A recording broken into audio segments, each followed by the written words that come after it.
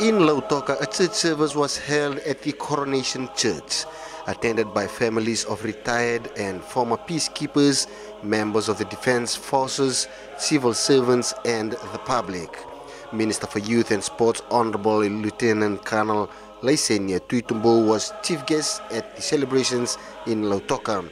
He was accompanied by Permanent Secretary for Foreign Affairs, Major General Ioane Naivalurua, Commissioner Western, Lieutenant Colonel Manasa Tangitha Kimbau, and other former servicemen and women and their families.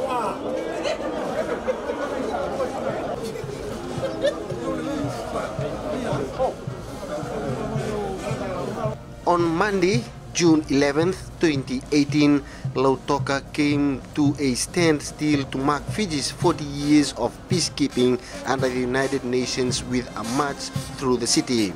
The administration capital of the Western Division came to a halt as members of the Defense Forces joined the retired servicemen and women and family members marched through the city. Donning UN peacekeeping colors, the march through the city to Churchill Park was filled with cheers and laughter as retired soldiers met their comrades and marched shoulder to shoulder. It was 40 years ago. We began a journey as newly independent country, trying to establish ourselves in the world. And peacekeeping was a vision that not only lifted out our footprints around the globe, it also contributes in the very essence of our participation, which is nation building. Success is never guaranteed because UN peacekeeping almost by definition goes to the most fiscally and politically difficult environment. However, we have built up a noticeable record of success over our 40 years of existence. Peacekeeping has played an integral role in Fiji's development and in Fiji's perception. Peacekeeping is an important foreign policy instrument for the nation. The march concluded with a parade at Churchill Park. Minister for Youth and Sports Honorable Laisenia Tuitumbo also reviewed a parade mounted by members of the Republic of Fiji Military Forces, the Fiji Police Force, Fiji Corrections Services and former peacekeepers. The parade ended with a moment of silence followed by a wreath-laying ceremony. They shall not grow old, as we that are left grow old. Age shall not weary them, nor the years condemn them. At the going down of the sun and in the morning, we will remember them.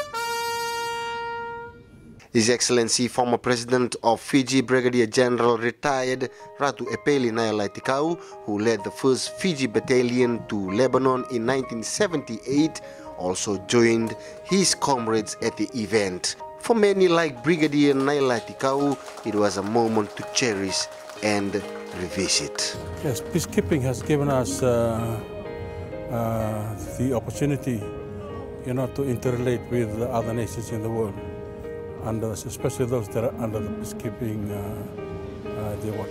under the UN. Fiji is regarded as where the best peacekeepers come from, and serving in peacekeeping duties has helped us in so many forms, in development.